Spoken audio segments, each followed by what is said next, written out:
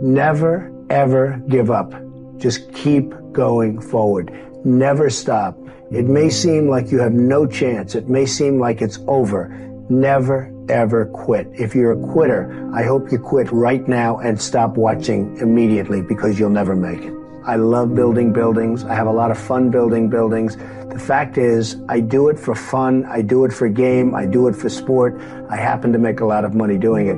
If I didn't enjoy it, if I didn't really love what I'm doing, I wouldn't be successful. I wouldn't be sitting with you today. People settle for mediocrity for one reason. They're lazy. I've seen it so often. People go into something, they don't want to go that extra step. They know it's not going to be great. It might be good. It might be okay. It's not going to be great. They settle for mediocrity. They're lazy. The harder you work, the luckier you get. And I can tell you 10 instances where I didn't quit. One, it was 1990. The world was coming down. The debt markets were to everybody. All of my friends and enemies were going bankrupt. I never did. And the times were actually just terrible. And even today, you look at times and you see what happens, and you have to learn. But the word luck is very interesting. But if I didn't work really hard, I probably would not, almost definitely would not be here today. And unless you had me up as a man who at one point was successful, but let's see what a loser looks like. So you have to work hard, because it is true. You can develop luck through hard work. You're going to have a lot of people, your parents included, they're going to be saying, don't do that, don't do that. And you have to listen to them. They're wise. They've been around. They've seen. And sometimes, and I tell people, sometimes they go into a business where basically you can't be successful. You know, nobody's successful. If you can get away from that, get away from it. If you can. But you have to make sure that you do something that you love. Try to go into something that you love that can be a good business. So, you know, a lot of people go into businesses that are just not good. One of the most important things, never, ever quit. Never quit. You know, I went to a great school. I went to the Wharton School of Finance. And in that school, I met a lot of people heading industry today and over the past, very smart people. But I've watched some of the people grow. I've watched some of the most incredible, brilliant students. And they didn't make it like other people made it, because they didn't have that drive. They didn't have that never give up ability. I don't know if it's an ability or if you have it, just you can't quit. And I've seen people quitting. And if they would have held out longer, they would have been successful. I've seen it so much. I've seen some of the most brilliant people in the world that never made it because they were quitters. They were just quitters. They would quit. They just couldn't take it. They couldn't whatever.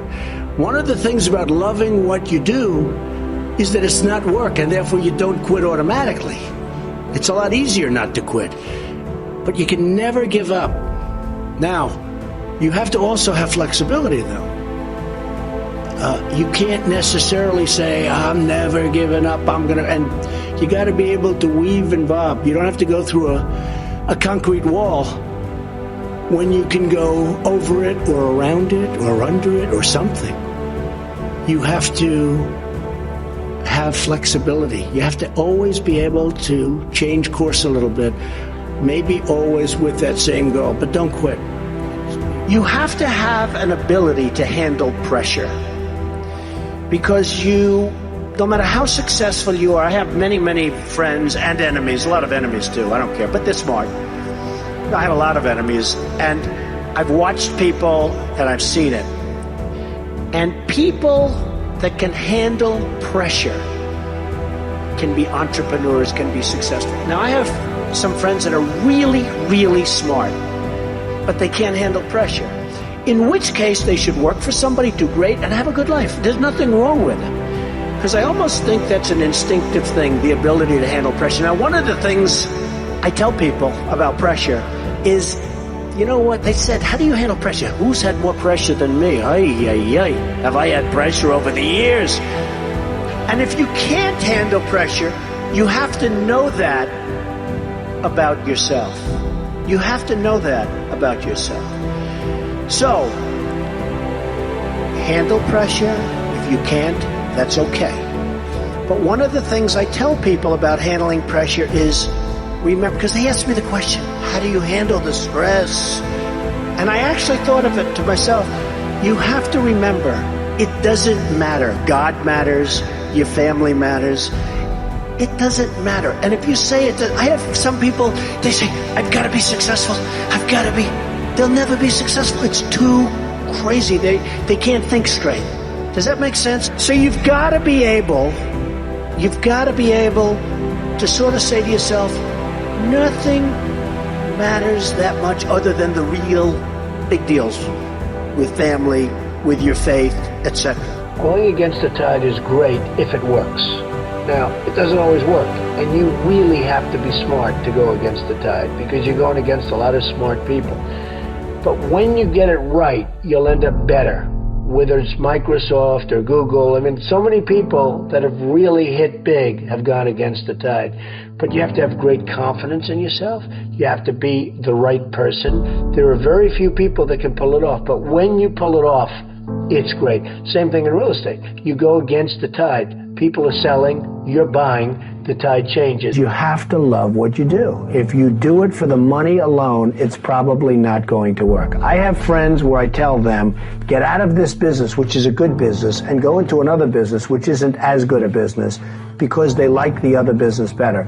They'll do better in a less good business, so to speak, than they will in the better business because they like it. Somebody has a family, has a job, they have a nice job, they get X dollars a week, they don't have to worry about very much, it's not going to be great, they're not going to live in Palm Beach, but you know what? They have a job and it's income coming in.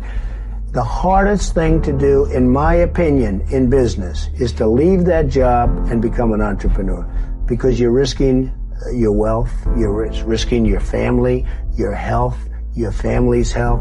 You're really risking a lot. You have to know in your gut whether or not you have it to be an entrepreneur. Can you handle pressure? Can you handle all of the problems that you're going to be confronted with? And there'll be many, many problems. But the toughest job that somebody has, in my opinion, in business, is to know when to get out of something and when to go in something, because that's a very, very risky proposition. I've always believed in positive thinking. At the same time, I don't want to mislead. I also believe in aspiring, in terms of what you're doing, aspiring to protect against the downside. You can't just be this wonderful guy walking around everything's positive, because unfortunately that's not the way the world is. I love to tell people to think about the challenges so that when they do come along, you're ready.